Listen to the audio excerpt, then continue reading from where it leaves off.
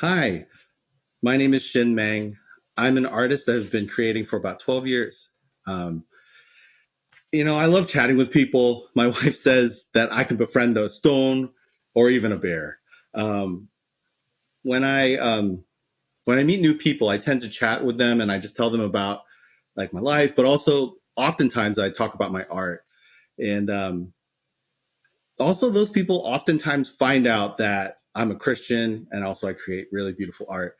Um, And sometimes people will say like art is beautiful and it's just all this like pretty stuff, but art is such a it's a beautiful way to really enter into just a deeper conversation with people, and about their life circumstances and situations. It's just really fascinating to me to just see people just like enter into these for me to enter into these conversations, and I just enjoy it so much. Um, and when people ask me to like describe my pieces, I tell them the stories of Jesus healing people in scripture or healing the brokenness in my life. And honestly, that's why I draw. A lot of times it's about these broken things that God heals. And I talk about really glorious things that have happened in my life and other things from the Bible. It's just a lot of the Bible and healing and really talking about brokenness. And in general, artists are trained to look for the beauty and the ache in life. Basically, artists are storytellers. I think that this is why the world is drawn to art. We have so many people who are professional or semi-professional or amateur photographers and videographers through like Instagram, TikTok, Facebook, you name it. But I'm not telling you to be a social media influencer or anything like that. But our generation is tuned to stories and art.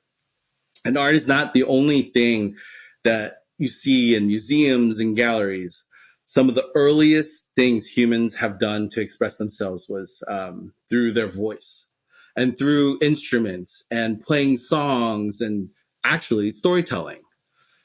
Some, like King David, who wrote poetry, wrote songs and danced to create is like a human experience, and even Jesus was an artist and is an artist. His parables are well known around the world, and that's actually art. Um, One day, my wife and I were walking around the heart of Boston, and we were walking up to a costume store, uh, and I just really had this aching to draw on these masks and just like draw and design on them. And so I went into the costume store and I found the mask and I turned towards the corner, and man, the man at the corner was someone you would describe as like really frightening, just frightening. He was covered in the wrong kind of tattoos. There's cute kind of tattoos. He was like the kind of the scary kind of tattoos, like axes and skulls and bones and anarchy signs. You kind of get the idea. So I walked to the counter to buy the mask, and instinctively I pulled out my phone, which had a case of my art drawn on it. And the piece is called Every Direction. Um, and it's about Jesus' love going every direction. So this man looks at me and says, "Oh, did you draw that?" And I nod. And then he says, "What does it mean?" And I guess now I could have just said, love goes in every direction and just be like, "Oh, whatever," right? But the Holy Spirit really led me to say, Jesus' love goes everywhere. And this man, to my surprise, says, I've been wanting to reconnect with my faith. And then the next question he asked me is like, "What church do you go to?" And I was like, "Oh gosh!" It's like, and I was pretty new to Boston at the time. But from the window of his church, of the window of the store, you could see Park Street Church right out the window, and you're like, "Go to that church." And we pointed it out to him. He said he would check it out. He was really, really interested. Um, So as we went through that little adventure, my wife and I were walking back home and we were wondering like, could we have done that without the art? And honestly, the answer is and was no. So we started to dream to see what this could lead. So Sarah, my wife, she worked for InterVarsity Christian Fellowship, and she thought, what if we could happily confront people with a huge portable mural with Shin's art and have spiritual conversations on college campuses around the country. So the story project was created. I drew a 9-foot by 6-foot tall mural about stories of Jesus healing people. Some of these stories in the mural were about the woman at the well, the man with leprosy, the demoniac in the book of Mark, the blind man Jesus heals with mud, Lazarus rising from the grave with Mary and Martha looking on, uh, the stories of the adulterous woman. And we threw a bunch of artists in there too, because there's so many stories told through artists. So we just wanted to just say that, yes, artists are storytellers. When I finished, a few friends of mine, we took the art because it was so big. We took it to the local print shop to get scanned because I couldn't scan it at my own home. So funny enough, the people in the store were stopping us and saying like, "What is this about? Tell me more about it." And even the owner who came out, we were like, "Oh no, am I going to get in trouble?" Like he came out and was saying like, "Hey, like, what is this about?" And he really just wanted to know more about Jesus. So this was just even before we even started the whole project, it just kind of worked. So we were like, we'll work on a campus. So the first campus we trained on was at Boston University. And as we were training the students and staff, more and more like other students and the director of the Intercultural Student Center were coming up to us and asking like, "What's going on? What is this mural? What is this whole thing?" And then we're like, okay, we're gonna just talk about all these stories of brokenness and healing through the hands of Jesus. And we didn't have time to train people, and we just started having these great conversations and sharing the gospel and talking to people and really just wrestling with like really heavy things. And honestly, the director's like, "You just come on back anytime you want." And it just was so encouraging to see that while we were training, this was like stuff was going on and God was on the move. So this was really fascinating. And so the story project is still used to this day through university, and also its sister movements all around the world, in Europe, the Caribbean, Latin America, and other places. I can't even say. And these places where this art is being presented is like breaking open spaces for conversation in really new ways. Like I've heard a fraction of the stories of all the conversions that have happened over the many years it's been running. And this mural really strikes people as they pass by and are drawn to come closer and to explore and understand what's going on. And I've really seen churches that try to create art, but oftentimes it ends up being a decoration or a side thing, or even worse, like a marketing ploy.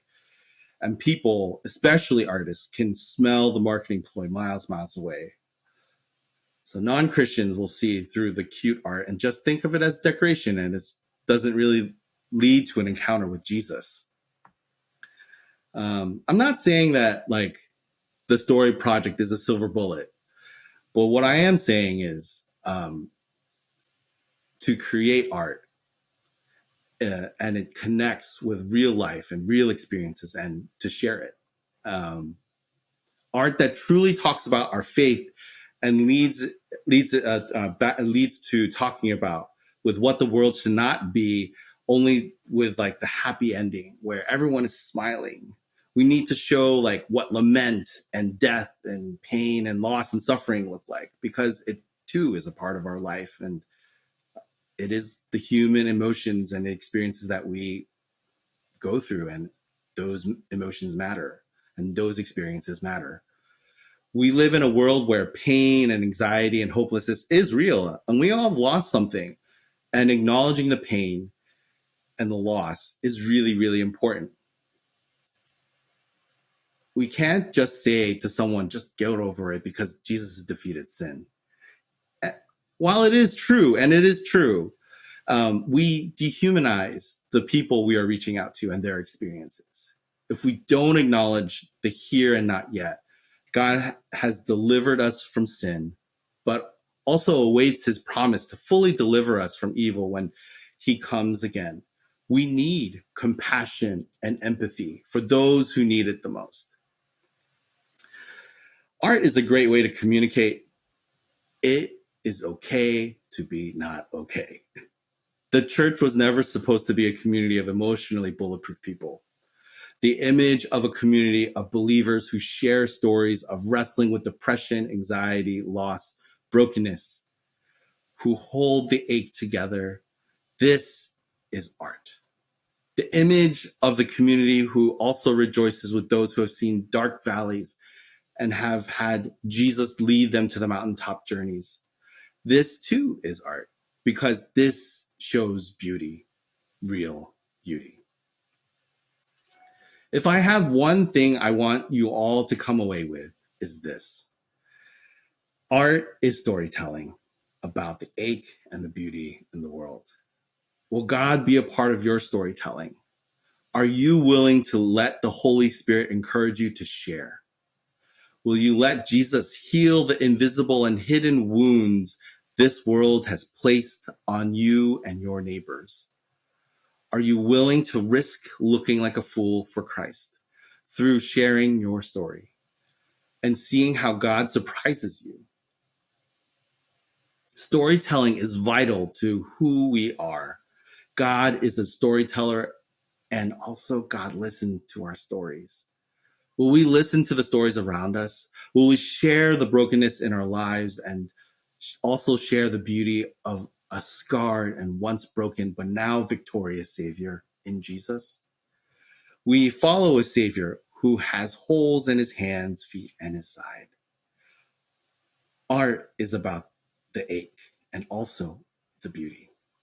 And God is about that too. We should be too. Blessings upon all of you and your storytelling journey. Amen.